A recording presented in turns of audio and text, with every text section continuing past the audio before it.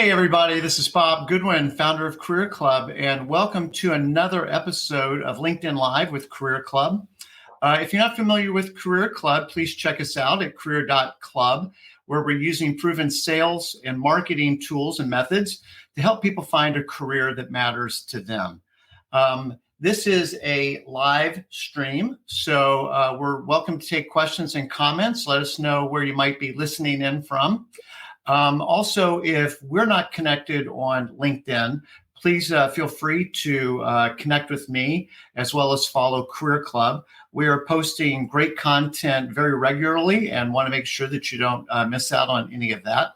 So again, you can connect with me, Bob Goodwin, and follow Career Club. Also, I want to make sure that I say thank you to my colleague, Heather Zinzer, who, as I always say, is the brains behind the operation. So Heather, thank you so much. Today's episode is a really special one to me. We've got the CEO of City Relief, Josiah Haken, joining us. I've known Josiah for probably 12 years, maybe longer. And Josiah is the CEO of an organization, I said, City Relief, who serves the homeless in the greater New York area. I've been involved with the organization for probably 20 years, having served on the board for a number of years, and I'm just really passionate about the ministry. One of the things that I'll encourage folks who are listening is to know that you can make a difference. And one of the reasons I'm so excited to have Josiah on is he's going to help us understand some of the root causes of homelessness, which is really, really important. I think maybe even clear up some myths or some misconceptions that people may have. But then secondly, maybe more importantly, is to give us some very practical ways that we can have a plan so that we know how to help people that we see who are neighbors without doors. So without further ado, let me welcome my friend and our guest today, Josiah Haken. Josiah, welcome. Hey, Bob, it's so good to be with you, my friend. Well, it is always a good time to see you, so thank you. So as is our tradition, before we kind of dive into all the meat of the topic today, we like to do what we call Rocks Fab 5, just a little bit of an icebreaker, help people get to know you a little bit. So just 5 easy questions, starting off with where you were born and raised. I was born in Yaoundé, Cameroon. Well, of course you were. Where else would you have been born? Just to make it easy, make it a simple one. Born and raised in West Africa. Parents were missionaries. And then I moved as a freshman in high school to Hershey, Pennsylvania. And then, oh my goodness. 10 years later, I moved out to New Jersey, close to New York City. So I've had a third of my life in Africa, a third of my life in central Pennsylvania, and now a third of my life in the New York metro area. Awesome. That's very, very cool. And then just a little bit about your family. You mentioned your parents are missionaries, but I know that you're also married and have children. Yeah, I've been married almost 17 years. Got married at the ripe old age of 19. Wow. And I have 2 kids. My daughter is 10 and my son is 8. Wow, very cool. And then where did you go to school? So I went to Hershey High School, and then I leapfrogged my bachelor's degree, got a job and worked in sales, and ended up going back to get my master's at Fresno Pacific University. And I graduated from the program with my master's in Master of Arts in Ministry, Leadership, and Culture from Fresno Pacific University. Well, that's awesome.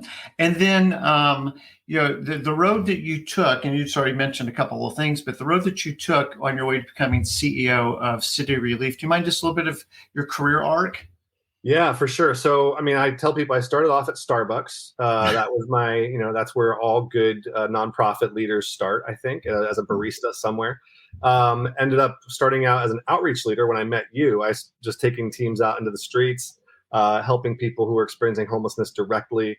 And then just sort of one thing led to another. And I just kept falling in love with the work and the mission, the people, and just got promoted kind of steadily on as over the last 12 years. And, if you stick around with something long enough, maybe eventually you get to lead the place. So that's kind of where I'm at today. Yeah. And then where do we find you when you're not doing ministry work? What do you like to do? What are you passionate about? Oh man, I love basketball. I love reading. I love, but to be honest with you, I'm sort of obsessed. I feel very called to this topic. So my colleagues and my family will tell you that even in my spare time, I'm reading articles about homelessness and trying to stay ahead of the curve on what's happening in our country with regards to housing inequality. So while I do like to play sports and exercise when I can, my passion really is the work that I get to do. Super cool. No, that's awesome. Very quickly, speaking of Starbucks, that was actually my introduction to the artist formerly known as New York City Relief, now known as City Relief. And, maybe just as a little bit of encouragement to the people who are listening, it was, I would say, providential ultimately, but I wasn't looking for New York City Relief. It found me. And in a Starbucks, and a guy, I'm putting cream in my coffee, and he starts asking me a bunch of questions about where I work, what do I do, and I thought he was like trying to hit me up for like Amway or something, and as it turns out, he was trying to recruit me, and while that wasn't a fit, he just, I don't know, just like pivoted very quickly to like, well, what kind of organizations and charities are you interested in? And I listed off a couple. He's like, I got one I think you need to know. And he introduced me. I think we would be remiss if we didn't acknowledge Richard and Dixie Galloway as one of the founders of New York City Relief, 30 years ago or something like that? 33 years. 30, that's amazing. So I got to know Richard over the years, and that was my original connection, but it happened in a Starbucks completely not on purpose on my part. I wasn't looking for it. Like I said, it found me. So yes, all roads start in Starbucks, apparently. So I think that's a fair comment.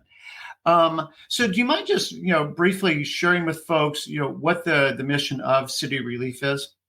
Absolutely. So as you mentioned, City Relief was started in 1989 by Richard and Dixie Galloway, who really had this vision for taking a hot meal, connections to resources, and assistance to people who are in the street or experiencing homelessness directly. And by directly, I mean they would take a vehicle, which we affectionately call the relief bus, to different areas of where we know there's a large population of people in need who may not know where to go to get help, or may not have the resources they need to access the help that they need. And so by creating a safe place, we can build relationships with folks, and then we can leverage that relationship and that trust to offer direct connection to resources and ultimately hope. So we have 8 pop-up outreach events every single week. We serve right now we're serving more people than ever because of just the perfect storm of where we are right now in this space and time. But we're serving about 1,300 people a week. Across all of our sites. And we're also offering wraparound care. And the other big thing that we do, and this was, again, Richard and Dixie's vision, but is bringing volunteers and people along with us who maybe want to get involved, but don't know where to start. And so we've been mobilizing thousands and thousands of volunteers to equip them to serve their unhoused neighbors with dignity and intentionality since the very beginning. So now if you look at City Relief, you go to our website, you're going to see volunteer opportunities, you're going to see stories and up on our Instagram and our socials about how people can get involved and how everyone, regardless of their experience or background, can make a difference in the lives of people who are hurting and homeless. Yeah, and I know that we'll get into a bit more of like how people, one, can just get involved on their own, but then 2, if they want to reach out to the ministry. What I will say just personally is having led trips from Cincinnati up to New York, and where people want to go help and want to learn more about what help looks like, invariably, I mean, like, I want to say 100% of the time, people come back knowing that they actually got more out of it than they put into it as they learn more about really kind of the human side of homelessness. So you've written a book, Neighbors with No Doors, and I know that Heather's got a little graphic there as well. But awesome book. Why this book and why now?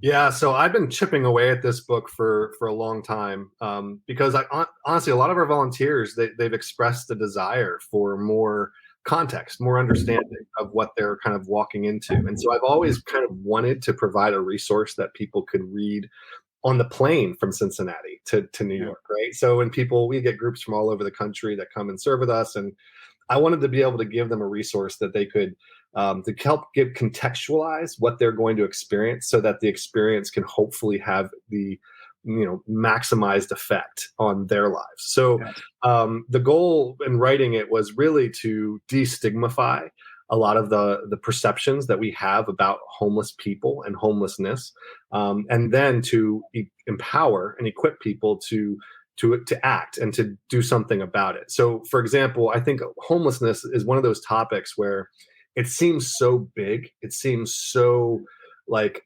untouchable. Like it's just this massive problem, and so because of that, average people feel like, well, what possible difference can I make? What like we need to leave that to the professionals.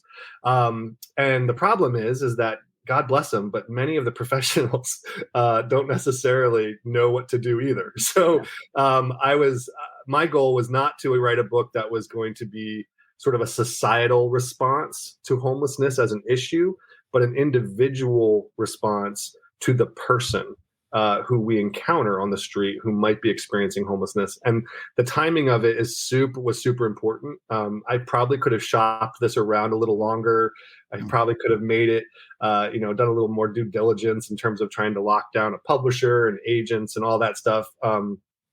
But honestly, I felt a sense of urgency because of the pandemic, because of the economic issues, inflation obviously hitting the people in poverty very hard with the cost of living, cost of fuel, and then obviously with the systemic racism and issues that we've all been that have been shoved in our faces recently. I felt like this book was the time was right to get something out that would, again, kind of lower the temperature a little bit and hopefully empower average folks to make a difference in their communities right where they are. Yeah. And so it's what I would, suggest to people is this is not a textbook. There's a lot of factual information, but it's really layered with the stories of real life people and, which, to use your word, contextualizes and humanizes, not the issue, but the people who are living in homelessness. And you talked about the enormity of the problem, and to be able to empower average people. And can you used a quote where you talk about, but I can't do everything. Mm-hmm. Do you remember the quote? Yeah, I mean, we all can't do everything to address homelessness. It's not our jobs necessarily to solve the homelessness problem, even for the individual. I mean, even for the person who we see, it's not our job to necessarily bring that person off the street or help that person change their life. But it is our job, I think, as human beings, and obviously with our, my faith background and my belief system, as a follower of Jesus, like that, just whether you're a religious person or not, the human being who is in front of you, seeing them, acknowledging their existence, and speaking life and hope into their situation, that is something that we can all do. So I say we can't do everything, but we can all do something. And that's what I want to hear people say. I mean, that is if people didn't get anything else off this whole chat, I can't do everything, but doesn't mean I can't do something. Mm-hmm. And, everybody knows the old story about the starfish, and you can't save every starfish, but the ones that you do, they really appreciate it. Yeah. So, one thing that you said, and this is my experience, and I think this is one way that it also makes the topic of homelessness a bit more relatable to everyone, is the word that you used a minute ago, which is hope. Mm-hmm. And hope and hopelessness cuts across all socioeconomic. Yes, amen, Angela. It is about humans helping humans, because hopelessness, which means it's not going to get better for me. Whatever's going on, it's not going to get better for me. Permeates it. That's why we have addiction with people where money isn't their biggest problem, or a roof over their head isn't their biggest problem, or other unhealthy behaviors. And so, having worked with the organization for a number of years, that was an epiphany that finally hit me in the head, which is the real poverty is a poverty of hopelessness for people that I've just screwed it up too bad, or circumstances are conspiring against me, or whatever's going on. And when you can bring hope to people, to me, the hope is spelled Life. I mean, that is life for people when you can, impart hope. Yeah, I mean, what I've seen is that we will often mix up, as a society, we mix up the symptoms or we mix up the diagnosis, right? We get the diagnosis wrong. We see someone who is not moving towards their dreams fast enough, or we see someone who's not actively looking for a job, at least not as actively as we would think they should. And we think that they are disinterested. We assume that they are not motivated, or they, but really the thing I've experienced in working in the streets now for 12 years is that really the real issue, the real disease is despair. And that when someone reaches a point of despair, the symptoms of despair look a lot like the same symptoms that present from disinterest. Like if you think about, even if a lot of us know people who suffer from depression, a lot of us, I have suffered with it personally. And when you have someone who's depressed, like, it's hard to know sometimes, like, is the issue a lack of motivation, or is it just despair, because they present the same way? And I think a lot of times homeless folks are presenting symptoms of despair, and then we get that wrong, and we think they're presenting levels of disinterest or laziness. And I think that if we can shift that and say, it's not my job to, again, go do the work for this person. This person's going to have to take steps to remedy their situation. But if I can breathe life into the flame of hope, if I can tell them that maybe a future could be better, could tomorrow look better than today? All of a sudden now I've put just a seed of possibility into that person that would otherwise never have any chance of. Josiah, true story. So this is South Bronx on the Grand Concourse, an area I know you know well. And I was out on the bus one day. And again, just to set the context for people, the relief bus is a mobile soup kitchen. So think a school bus with a fold down counter at the side where people can get vegetable soup, high-end restaurant dinner rolls, lemonade in the summer, hot chocolate in the winter. And it serves there for like 4 hours, say 10 in the morning till 2 in the afternoon. So yes, the food is the draw, but what it's really trying to do is to create an atmosphere where you can engage and start to build a relationship and engage with someone and learn their story and do more listening than talking. So one day I'm working on the bus and a guy walks by. I'm like, hey, would you like some soup? And he's like, yeah, okay. And comes and gets some soup. My name's Bob. What's your name? Kevin. Kevin, it's great to meet you. So what brings you by here today? One, my methadone clinic is around the corner, so I got to be there here in an hour. But yeah, just things are really going bad for me. Well, tell me more about that. And I'm not going to remember all the details of his story, but it was just trying to encourage him a bit. And as he was leaving, he's like, man, I just want to say thank you so much. I'm like, for what? And he's like, I was on my way to go get a gun. My plan today was to kill myself. What? The guy was going to end his life. Now, I didn't do anything superhuman. This isn't like what I did. It's just that breathing a little bit of hope and maybe kind of pushing despair aside for him to maybe reroute and get back on a healthy trail. Yeah, I've seen it over and over and over again that hope is stronger than despair. That's one of the reasons that some of you can see the poster behind me from one of my favorite movies, Shawshank Redemption. But it says in that poster, fear can hold you prisoner, but hope can set you free.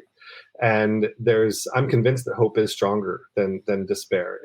Now, when despair is overwhelming, sometimes all it takes is just a little bit, it's like light and dark, just a little flame casts out a whole lot of dark.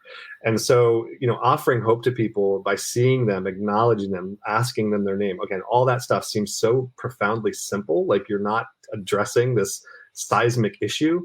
But the reality is that those little things really do make a huge difference. And I've just heard it from people over and over again, like thousands and thousands of conversations that I've had where just, again, you don't think you're helping someone really substantively, but you actually are. And you are by just being present and offering them just that time and that compassion. It makes the world of a difference. Yeah. So I see some really interesting comments from Angel, and thank you for doing that. It's about humans helping humans. Yes. And Josiah, I personally haven't heard you talk before about, sort of the symptoms of despair and the symptoms of lack of interest. We can maybe get confused on those, and even the order of operations there. And then, when there's hope, there is a chance. And that's why I'm so, fixated on this notion of hopelessness, because that starts to opt people out when they feel hopeless.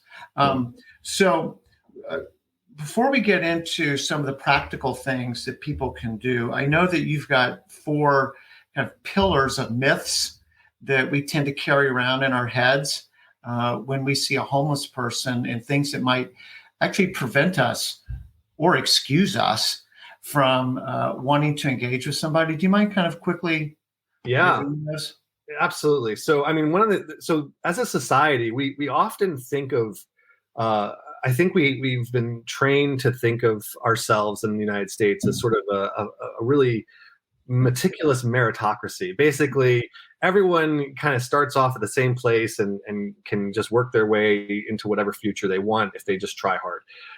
And the reality is that leads, I believe, to stereotypes and myths around people who are not succeeding. And we end up sort of judging them as for whatever reason. We develop a story in our head around those individuals who we perceive as failures or who are just not making it. And those 4 that regards to homelessness that I've seen in the news, and this is very pervasive in the news, in the press, in even in, around the water cooler at work. If you talk to people, you hear this, which is homeless people are usually thought of as lazy. And now, not directly, people won't come out and say lazy. What they will say is, why don't they just get a job? McDonald's is always hiring, Josiah. Why don't they just go get a job? Hiring. Why don't they get a job? So, which again, the subtext is they're just lazy. They want to be homeless. They're out there by choice. So that's the one, is that the myth of the lie that homeless people are lazy, and that's the reason they're in the street or struggling in a shelter. The second one is that, we think of homeless people as dangerous or scary. And now, again, people don't usually come out and say this. They don't say, oh, I think homeless people are dangerous and scary. What we'll say is, we don't want that shelter near our schools. We're concerned about having this low-income housing building in the neighborhood of our children, because now, again, the subtext being homeless people are dangerous to kids.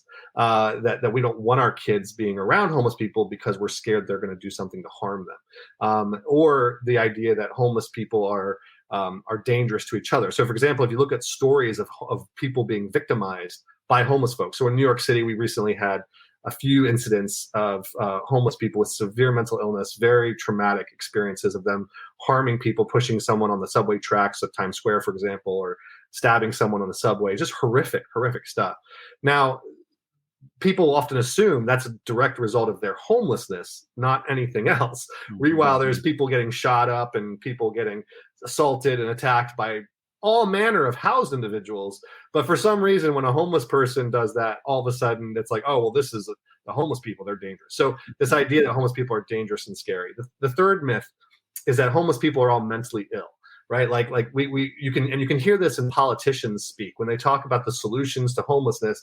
They almost always end up referencing mental illness and supportive housing where people can get adequate help. Now, just to be clear, and I talk about this in the book, but there is a higher ratio of people with severe mental illness and homelessness, especially as time goes on. The longer someone is in the street, the more their mental health declines, which again, to me, is just downright logical. I know my mental health declines after one night. If I have one night of bad sleep, my mental health the next day is significantly impacted.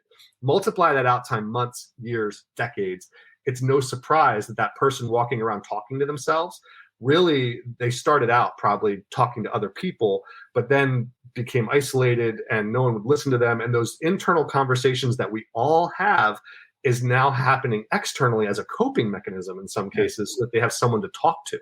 So there's this lie about mental illness. Like, if we could just get them medicated, get them hospitalized, then everything would be fine. Homelessness would go away. So that's the third myth. And the last myth is I think one of the most prevalent, which is, oh, they're all addicts. Like if we could just get them drug treatment and get them to, put down the bottle for 10 minutes, maybe they would get off the street. It's kind of like mental illness. There is a higher degree, a ratio of substance use with homelessness. But again, it's directly correlated to the amount of trauma that one experiences in the street. And then there's the realities of, I know people who were homeless before they were addicts. And I know this is something that all of us can relate to. Every single person listening right now. You have a very bad day at work. How many of us, again, speak for myself, I have a very bad day, very stressful day. I get home, the first thing I do, I'm going to crack a beer, I'm going to sit down, in front of the TV and numb out for a little bit to just get my head straight, right? Now, if you take away the trappings of my house, my job, my privilege, and I just crack a beer and sit down. If I have nowhere to sit down but the sidewalk, I'm cracking a beer. Like all of a sudden this person is like I mentioned in the book, like how, someone urinates on the sidewalk and they're homeless, it's a crime. Someone urinates on the sidewalk in New York City after a Rangers game, they're just an upset fan. So just this dichotomy of sort of the stigma that we put around homelessness as opposed to dealing with the actual issues that lead to people experiencing struggle with those issues themselves individually. And so those are the four kind of significant myths that I think we as a society need to let go of in order to address this problem in a more effective manner. Well, one of the things I feel like I learned from the book, Josiah, was we'll play one or more of those, I think you used the word narratives, right? And so I'm going to project a narrative onto this person I've never spoken to, because it releases me from any obligation to do. Well, if you weren't so lazy, I would, but man, you look like you're dangerous, crazy and dangerous, bad combination. On drugs and dangerous, bad combination. So you know what? I think I'm just going to opt out and cross the street and move on with my life. Yeah, and again, I get it, right? Like I was in Manhattan last night, and there was the other thing that I think what I try to communicate to folks is that you can acknowledge someone's existence and be considerate and compassionate without spending your entire day like neck deep in the guy's issues or the woman's issues. Like you can see someone, smile, acknowledge them, you can be honest. These are things you can do without taking on the weight and the burden of solving. Back to what we said in the very beginning, you can do something. And so if you can sometimes lower the pressure on yourself a little bit and like lower the expectations, I think people have this mindset of, if these stigmas are true, if this is the narrative I'm dealing with, it's way over my head. I can't possibly help this person. He's clearly addicted, or he's clearly, been out here for years. Or like again, you're taking too much on. What can you do? What are simple things that you can do while maintaining healthy boundaries and protecting yourself? Again, there's nothing wrong with that. It's just a matter of recognizing what you can do and what you can't do. But one thing, just before, because I know I want to get to, and I'm sure that people want to get to some of these very practical tips. But in your book, there's so many stories of people who aren't lazy, crazy, hazy, or dangerous, and somehow still find themselves as a neighbor with no door. And so I was wondering, and this is a little bit of live television, but if you could just maybe kind of give kind of a composite or sort of a picture of some of the different things that happen to people. There's like, oh my gosh, I never would have envisioned that's how she became homeless. Do you mind kind of just taking a quick swing at that? No, I think it's really important because homelessness is a little bit like an iceberg. I mean, I know the iceberg analogy is sort of played out. Everyone uses it, right? But the truth is that the tip of the iceberg only makes up like a fraction of the percentage of the entire thing, but that's all you see.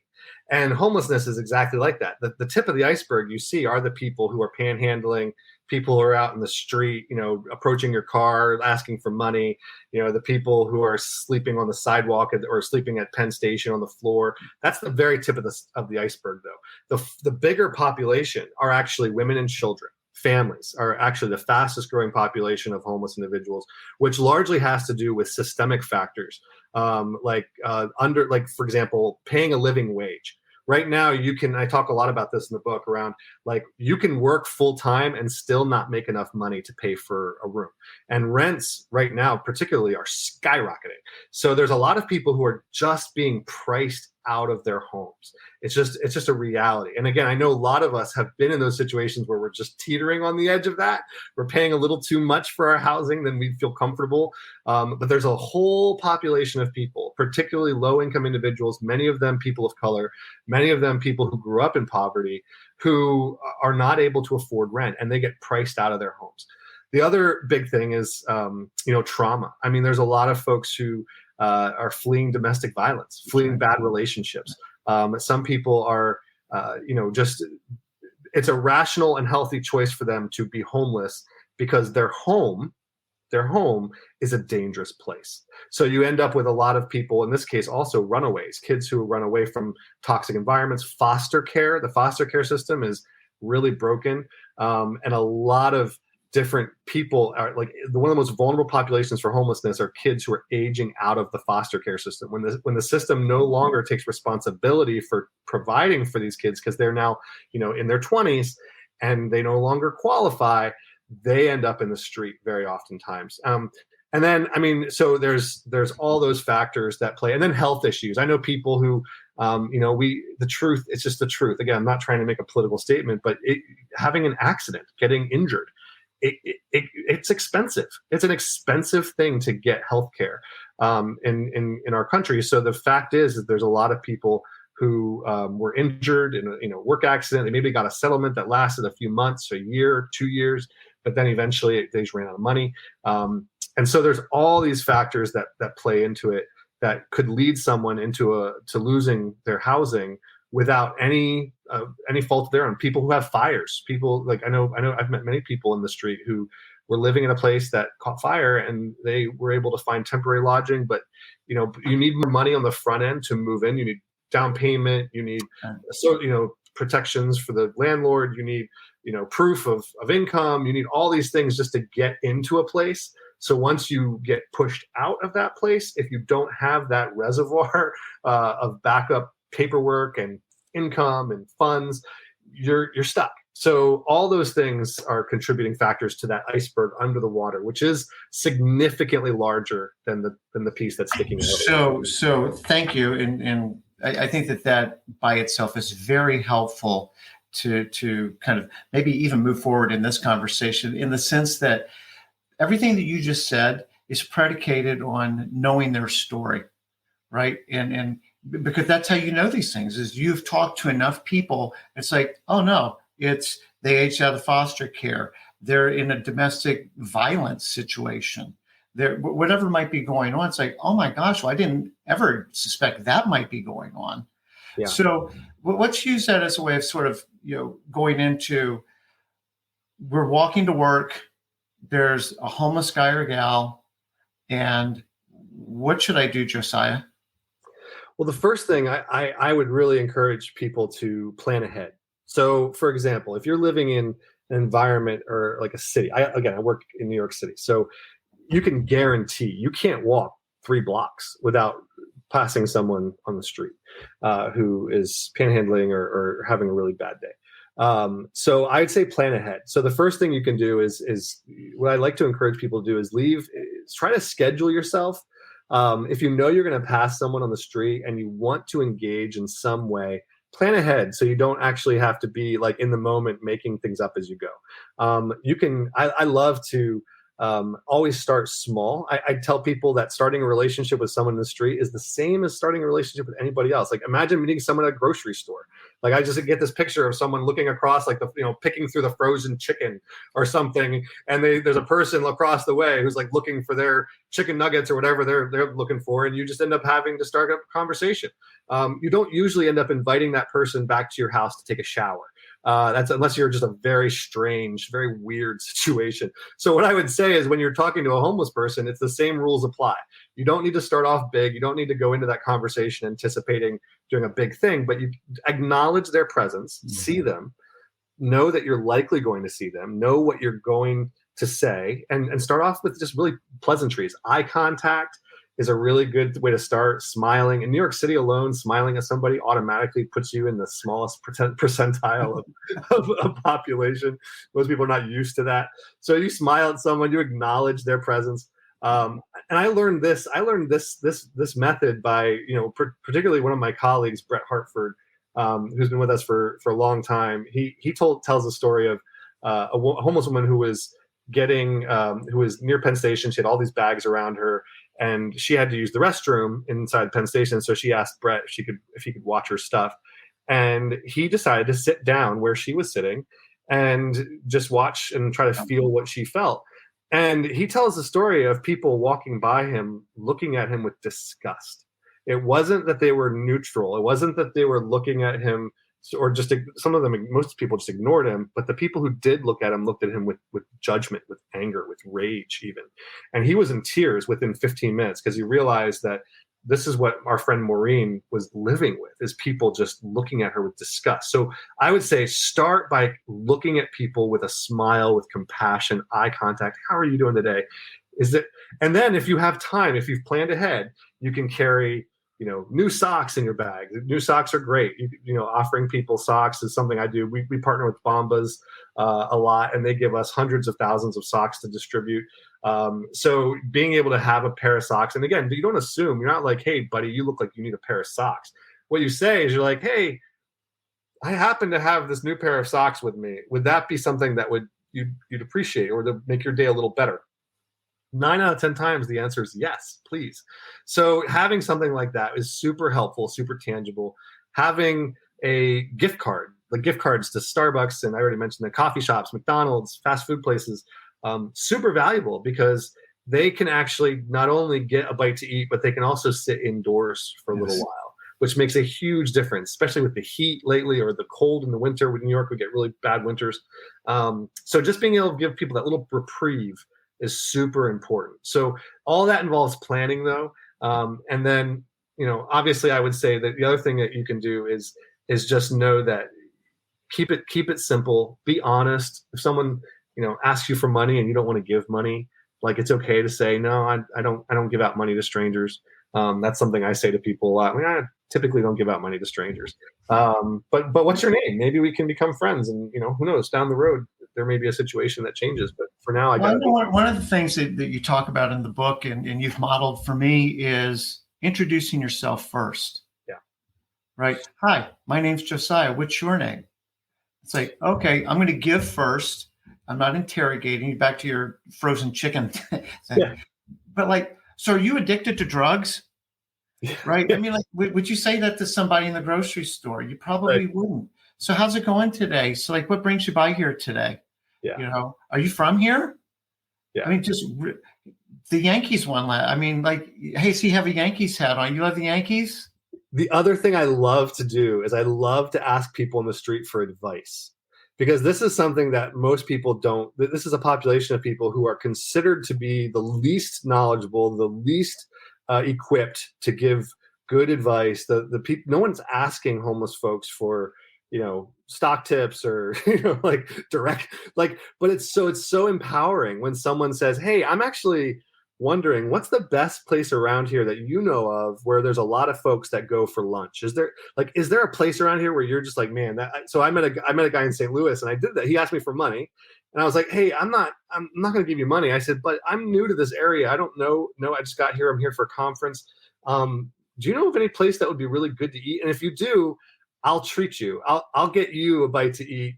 Because I'm hungry. I'm going to get myself something. I'd be happy to give you something, but I need a local reference, a local recommendation, or what's the best place if I'm in New York City, if I'm visiting, what's the best thing I need to see? What are the things that I know about the tourist stuff? What do you think I should go visit? Because asking people for their input, for their opinions, for their advice, it's a super empowering move that says, I don't see you as less than me. I see you as a peer, or even as an expert. And it's really a valuable way to start a relationship with somebody. Here's a word that we haven't used, but I think is very germane, is dignity. Yes. Right. And that's a very dignifying thing. You have value that you can bring to me. I can learn something from you.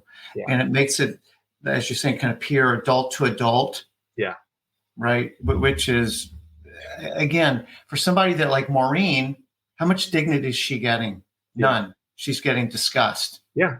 Dignity. Right. Yeah. And so, the back to having a plan, and I want to get ultra practical with people right now.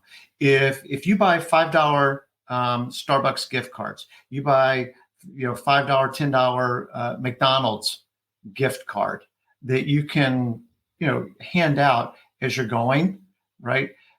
Maybe today I pass the same lady every day on my way to work, make eye contact, smile. A couple days later, hey, I keep seeing you here. My name's Josiah. What's your name? My name's Marty. It's really nice to meet you. Start with, hey, do you drink coffee? Yeah, I love coffee. Would this be like helpful to you? Would you enjoy this? Oh my gosh, yes. Hey, would you actually like to go get a cup of coffee together one day? And they're just little baby steps that we take that we can build relationships with people. And I'm just saying from personal experience, this is not theoretical at all for me. That works. And your worst case scenario on this is you just made a new friend. That's the worst thing that's going to happen to you is you made a new friend. And here's the problem, though. And here's the thing I think people need to remember with that scenario, right, is that you have the ability to break left at any point if you need to along the way, right? So like you give someone that, so because I know people have had experience, I've talked to them. People have I tried to give this guy a gift card, he cursed me out and like spit on my bag, and they have this negative experience. That they're like, oh my gosh, I can't do that again. And I don't want to. Part of my book, as you know, because maybe you noticed this, Bob, but I actually tried to open some of the chapters around stigma with an extreme example of something that might appear to reinforce that stereotype. Yes. And I did that on purpose because I wanted people to recognize that yes, there are real challenges here. There are real dynamics. And so if you're trying to start a relationship with someone by, hey, can you use a gift card? Kick rocks. I don't want to talk to you. Okay, no problem. Guess what? That person is not interested and you've done what you can and you move on, And as far as boundaries go, if you try to initiate something and they start like becoming weird or uncomfortable or making you feel unsafe or asking for too much, it's okay to say, listen, I'm not going to do X, Y, and Z. Here are my boundaries. You can be honest about your boundaries without being a jerk. It's totally possible to hold the line on saying, you know what, I'm not going to tell you where I live. I'm not going to tell you, I'm not going to give you my phone number. That's okay. Right. It's okay to have those boundaries up. You can still do something without feeling guilty or feeling obligated to take a relationship with a person on the street to an uncomfortable place. I want to tell on myself real quick because I think that, again, I want to give people permission to not have it all figured out. And I can do something and I can continue to learn as I get more involved. We were in Harlem, I think, and it was really, really cold. And we had coats and gloves and socks. And a gentleman was asking for some gloves. And we handed him a pair of, I think, red gloves. He's like, really? Red gloves? And I'm thinking to myself, really? You're complaining? Like you don't have any gloves and here's some gloves. And when we ultimately got him some acceptable colored gloves, but when we had dinner and we're debriefing that evening with the team that had gone out that day, I'm like, give me a break, man. And I got brought down to size appropriately. One of the ladies on the trip, she's like, yeah, but here's the thing is every day I get to make all kinds of petty choices. Do I want whole milk or half and half in my coffee? Do I want to wear red gloves or black gloves? I don't know what matches my outfit better today. Just a gazillion little selfish choices that I get to make every day and don't think twice about it. In fact, I deserve those choices. But then when this guy wants to make a choice like that, I'm judging him. Mm-hmm. I'm like, really? But I think that highlighted for me not seeing him as being as human, as deserving as me in something like that. And that was a pretty shameful lesson for me, but one that you can tell stuck. And I think, it's just an important one to put out there. It reminds me of what my kids learned in kindergarten, which was you get what you get and you don't get upset, right? Like that's something that we teach children. Yes. The problem is these are a lot of times are grown adults. These are so there is an inherent paternalism in how we as a society view homeless people as we see them as children, and honestly, they're treated as such. If you go into most social service environments, stand in line here. What do you want? Go there. Talk to this lady. Nope, you got to stand in line. Wait your turn. We treat grown adults, people who have worlds of experiences that are valuable and precious and intricate and complex and trauma, and we treat them like children. And then they behave like children, and we look around going, well, where did that come from? Well, maybe if you treated them more like a human being as a grown-up and gave them the dignity of choice, maybe they wouldn't be flipping out on you and acting like a child. You treated them like a child. Of course they're going to behave that way. Yeah, I would behave that way if you treated me like a child. So. That's a sowing and reaping thing. One other thing, just as we're offering people help, I want you to build out on the point of how that help is received versus how it's intended, that the success of our compassion is not contingent upon how it's received. Do you mind kind of taking that idea and running with it for a minute, please? Yeah, for sure. And now I learned this the same way you learned, Bob, by just making mistakes, right? By screwing up over and over again. But the truth is that when you have expectations on your gift, now you see, this is actually right now, it's actually very prevalent. Instagram stories, TikTok reels of people doing, like, giving a homeless guy $20 and then following him with a camera.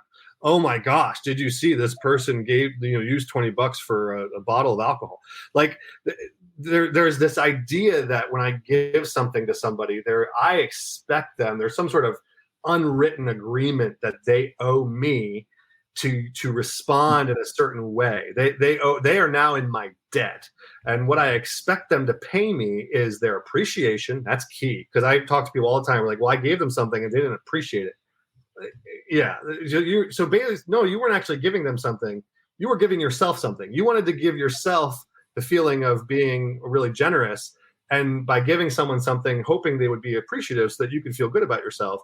So your response is actually more indicative of something that you wanted, not what they want. Because the fact is that if you are giving something to somebody, once it's theirs, it's theirs. It's transfer of ownership. If you give someone money and they decide to use that money for something stupid or unhealthy from your perspective, then that's on you. Because it's not yours anymore. So there's this idea that we have this expectation that we put on people. And again, it goes back to paternalism. When I give my kids a present at Christmas and they don't thank me enough, they don't show appreciation. We teach our kids, say thank you, send out, be appreciative. And so we do the same thing for homeless people when we give them something. So it's very important for us to, when we do give someone something, to recognize that it is a gift. It is an offering, and it reflects our heart of generosity just to give it to them, regardless of what they do with it, and then not to feel bad. Like I gave a guy a hygiene kit once. I was walking around the streets with a guy who I was, a donor of the organization, and I was trying to, just help him kind of see the city a little differently. And then we gave this guy a hygiene kit, and this guy, no kidding, pulled out every item within that hygiene kit, deodorant, and threw it in the air. Underwear, threw it in the air. Rag, threw it in the air. Socks, threw it in the air. And then he just crumpled up the bag and threw it on the ground. And it was hilarious. I mean, in that moment, I'm like, this is the most awkward thing ever. But at the same time, that's him. That's what he wanted. Now, again, he threw it on the ground, so it's garbage now. So I actually picked it back up and I ended up regifting it. But the point was, in that moment, I was like, when I give someone to something, my heart of generosity or my intentions should not be complicated by how that person receives what I give.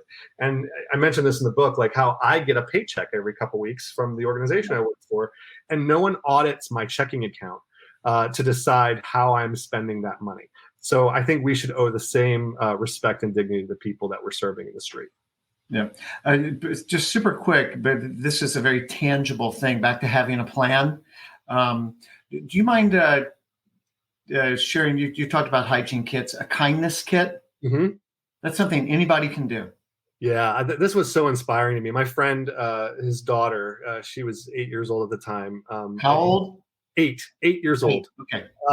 And he reached out to me and was like, hey, my daughter, for some reason or other, has a heart for homeless people. And I don't know how to leverage that. I don't know how to encourage her. He's like, I don't want to rain on her, but I also want to like rein it in a little bit.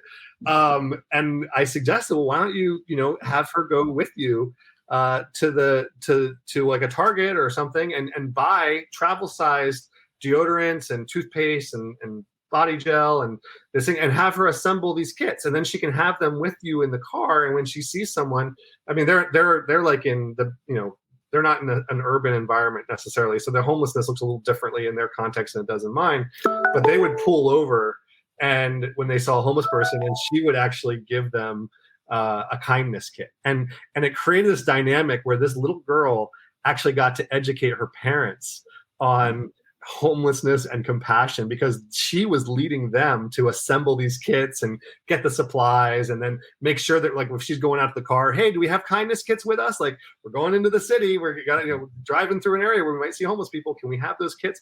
So there's something simple and tactile that we can do to offer dignity and intentionality towards this population of people that are often overlooked and ignored. And honestly, our kids are leading the way, and you can get them involved and help them, let them lead you as a parent, because I promise they'll blow your mind with what they come up with.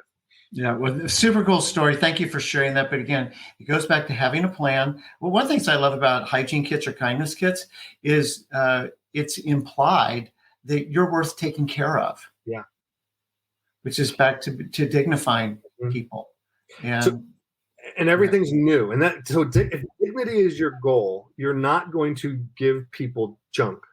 And this is super important for people. Like, don't just rummage through your closet for the old t-shirt that you wore to the gym for 3 years in college. Like trust me, like, that deserves to be recycled, not worn. Okay. So we want to make sure that we are offering things to people that are dignifying, that are new, that are or very lightly used, and always ask the question, is this something that you would benefit from? Is this something you would want? And if they say no, that doesn't mean that they're an uppity person who's entitled.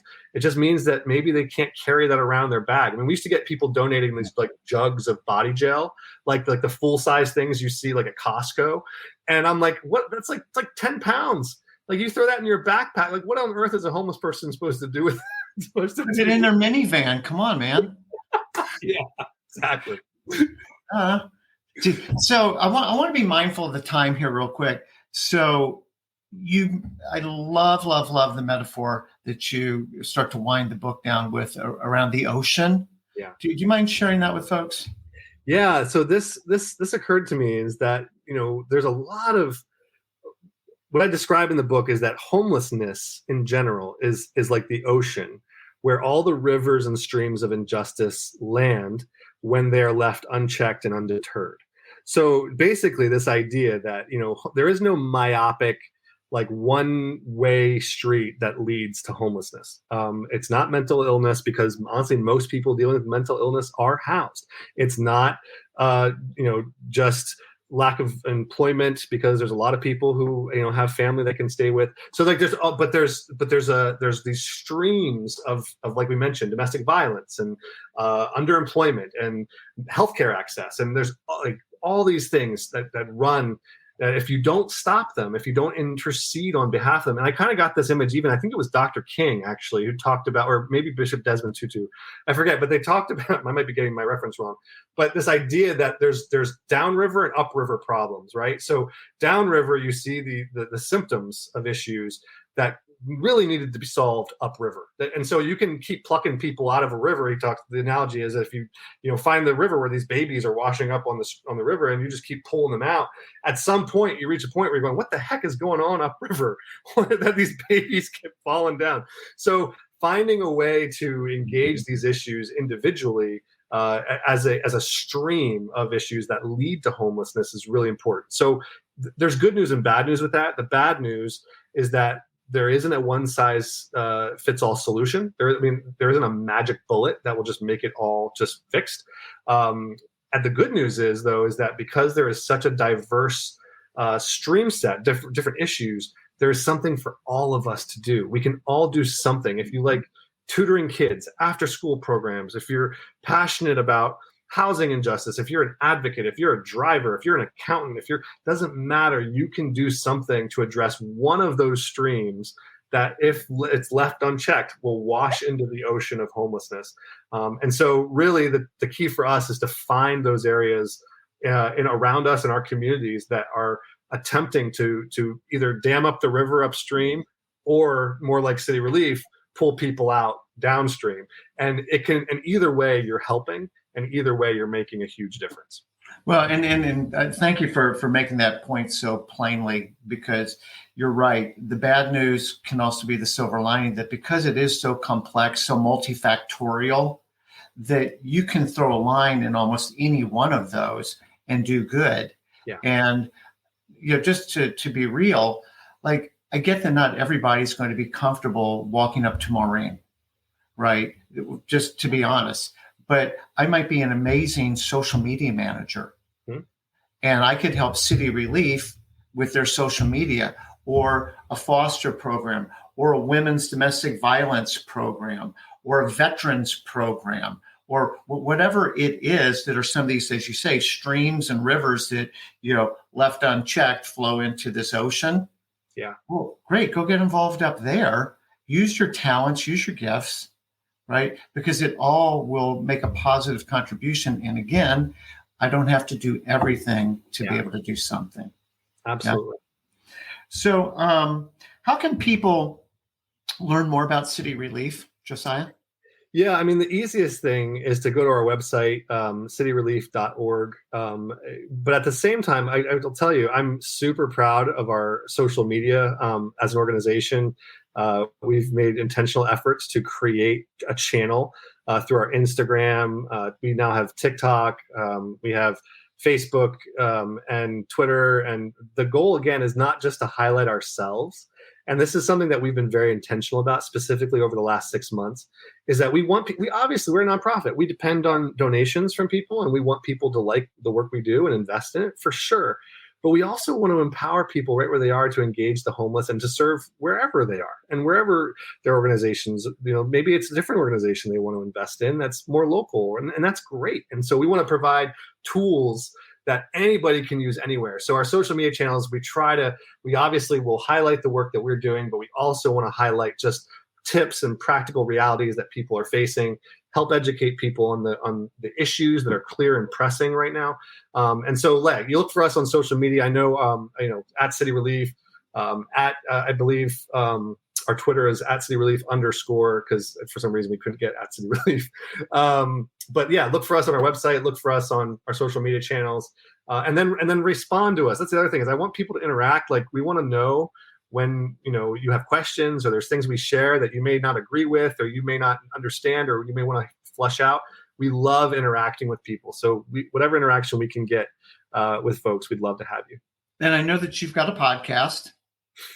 Yeah, I just wrapped up season 1 of the podcast. It's Neighbors with No Doors. You may feel a trend. That's because I once I find something that works, I stick with it.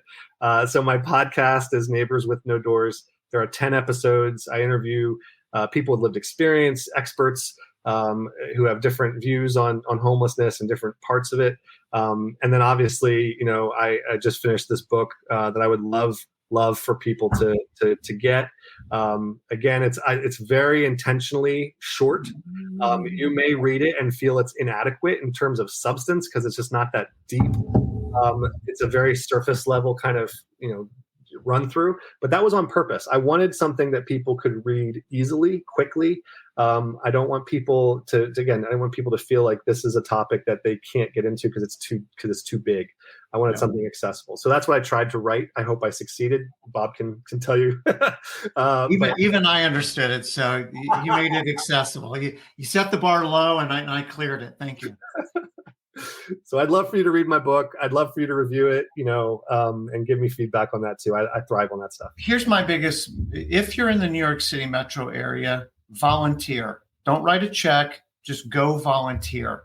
That is when the light bulb will go on in your head and in your heart of where you fit into this whole thing, if at all. But volunteering, that for me is the magic moment. When you actually get to meet real people, hear real stories, and then generally people figure out where they fit into the story from there. Yeah. Josiah, is there anything that we didn't talk about that you just want to make sure we leave people with, or just any final thoughts? I mean, my final thought would just be, again, just a plea and a reminder to people that homelessness, while it is an issue that is made up of human beings. It is an issue that is made up of real people, and every story is different. And so just remember that when you hear the news, or you hear about a shelter being built or low-income housing being put in, try to remember that these are real people that have experienced incredible trauma and have demonstrated remarkable resiliency. Yes. And they need allies. They need people who will, again, acknowledge them and their story and their trauma and the situations that they've had to deal with. So I would just say, remember that when you hear the word homeless, you're not talking about an adjective that is just a separate thing. You're talking about a human being who has family or who has lost family, who has friends with people who are lost friends, and they really, really deserve the opportunity to be seen and treated as such. That just was perfect bow on a wonderful package. So Josiah, as you know, much love and respect for you. Thank you so much for joining me today and what you shared. And again, just really want to make sure that we're showing people the book to just get familiarized more with the topic, benefit from Josiah's experience. But again, thank you so much, my friend. It's great seeing you, great having you on. And I'll look forward to seeing you here very, very soon. For our listeners, thank you so much. We've got some amazing episodes coming up in September and October. So please make sure you're following us. And with that, I hope everybody has a great week. And again, Josiah, thank you so much. Thank you for having me, Bob. It's always a pleasure.